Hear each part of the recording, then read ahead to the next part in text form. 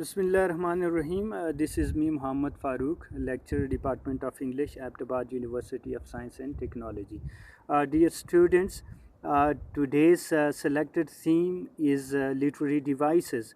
You know that within the discipline of English literature, there is a subject that is known to be stylistics, and stylistics is a subject that works or functions as a bridge between language and literature. You know that whenever we go to analyze any literary text, particularly poetry, then we take the support of stylistic, in which we that analyze the style of text, and this style of text is majorly based on these literary devices, particularly in poetry.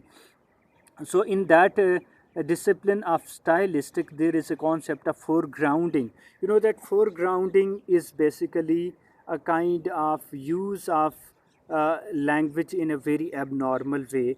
It is a kind of deviated use of language. You know that poet has poetic license. He deviates regarding the use of language, and this deviated way of language, or this deviated use of language, basically results in an element that is the element of strangeness in poetry. And that strangeness is what the most that integral part of poetry. That is the reason, that is the responsible factor that poetry appeals us a lot, and we are stimulated to read poetry, and we are moved while reading or reciting poetry, and that is on account of the use of the element of strangeness. And how this element of strangeness is created? It is created through deviated use of language. So in foregrounding, there are two concepts: one is deviation and the other is literary devices. So far deviation is concerned, I have already talked about that whenever a poet that uses language in an abnormal way, in a deviated way, in not an ordinary way, that is deviated way, and that is deviation. Now deviation, there are a number of deviations: grammatical deviation, in which a poet that violates and ignores the rules of grammar, and he uses ungrammatical language.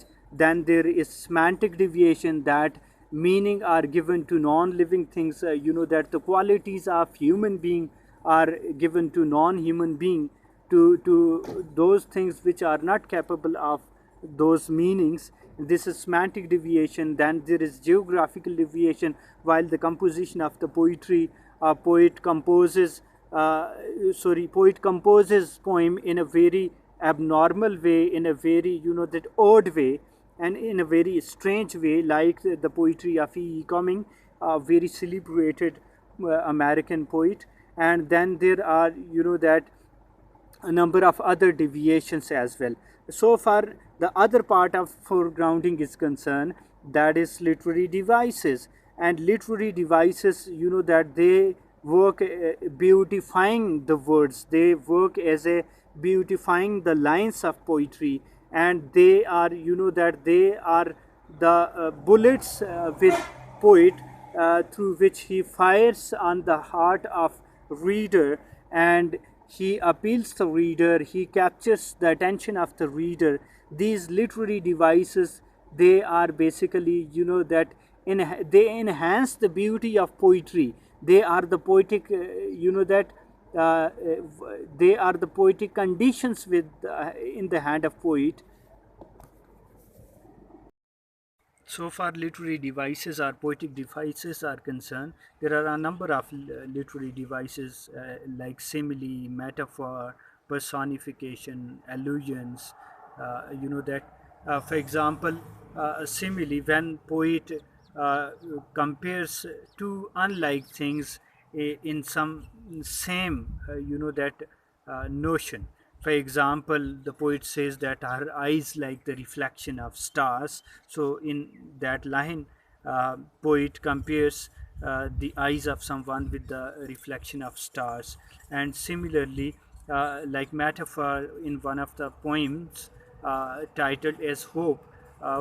Poetess says that hope is a thing with feeders. You know that hope is not something that is to be seen abruptly. Rather, it is developing, or it develops like a bird. For example, the feeders, and then that there is a flight, and then there is the destination, and there is the achievement of goal, and so on and so forth. And similarly, there is allusion. That allusion is basically the use of references of other literary works within some particular literary works. For example, the work of T.S. Eliot, particularly poetry of T.S. Eliot, is full of full of classical references. As in one of his poems, The Love Song of Alfred Prufrock, the character is compared with the character of Hamlet within the play of Shakespeare, that is Hamlet.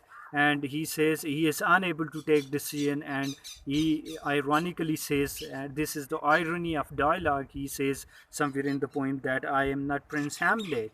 So ironically, he is very much Prince Hamlet. So then there is the device of personification. That poet makes the normal thing as a abnormal, he makes the common thing as a uncommon, and he makes the ordinary thing as a extraordinary.